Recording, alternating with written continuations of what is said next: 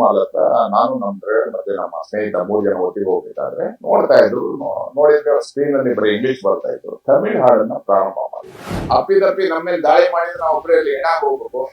ಪೂರ್ತಿ ಯಾವ ಭಾಷೆಯನ್ನು ದ್ವೇಷ ಮಾಡಲ್ಲ ನಾವು. ಓಕೆ. ಕನ್ನಡಕ್ಕೆ ಜಾಸ್ತಿ ಪ್ರತಿನಿಧಿಯ ಸಿಗ್ಬೇಕು. 60 ಭಾಗ ಕನ್ನಡ ಇರ್ಬೇಕನ್ನುವಂತ ಸರ್ಕಾರದ ಘೋಷಣೆ ಆಜ್ಞೆ ಆಗಿದೆ. ಎಲ್ಲಿ ಮಾಡ್ತಾ ಇದ್ದೀರಾ? ಅನ್ಯ ಭಾಷೆಯವರ ದಬ್ಬಾಳಿಕೆ, ಅವ್ರ ಹಾಡು, ಅವ್ರ ಕಾರ್ಯಕ್ರಮ, ಅವ್ರ ಭಾಷೆನೇ ಬೇರೆ ಇದ್ರೆ ಕನ್ನಡದ ಮಕ್ಕಳು ನಾವ್ ಎಲ್ಲೋಗ್ಬೇಕು. ಉಡುಪಿಯಿಂದ ಬರ್ಬೇಕಾದ್ರೆ ಟೋಲ್ ಕಲೆಕ್ಷನ್ ಮಾಡ್ಲಿಕ್ಕೂ ಕನ್ನಡದ ಹುಡುಗರಿಲ್ಲ. ಮಾನ್ಯ ಸಿದ್ದರಾಮಯ್ಯನವರು ಇಲ್ಲಿ ತನಕ 10-15 ಸತಿ ಹೇಳಿದ್ದಾರೆ ಕನ್ನಡ ಹೋರಾಟಗಾರರ ಮೇಲಿರುವಂತ ಎಲ್ಲಾ ಮೊಕದ್ದಮೆಗಳನ್ನ ವಾಪಸ್ ಪಡಿತೀವಿ ಅಂತ ಹೇಳಿ 10-15 ಸತಿ ಅನೇಕ ನಮ್ಮ ಸಭೆಗಳಲ್ಲಿ ಹೇಳಿದ್ದಾರೆ, ಅನೇಕ ಕಡೆ ಹೇಳಿದ್ದಾರೆ. ಇಲ್ಲಿ ತನಕ ಯಾವುದೇ ಕೇಸನ್ನ ತೆಗೆಯುವಂತ ಕೆಲಸವನ್ನ ಮಾಡಿಲ್ಲ.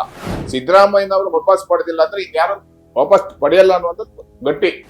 ಬಾರಿಸು ಕನ್ನಡ ಡಿಡಿ ಮಾವ, ಓ ಕರ್ನಾಟಕ ಹೃದಯಿಸುವ ಸತ್ತೊಂದಿಯರನ್ನು ಬಡಿದೈತೆ ಸಂತೊಂದು.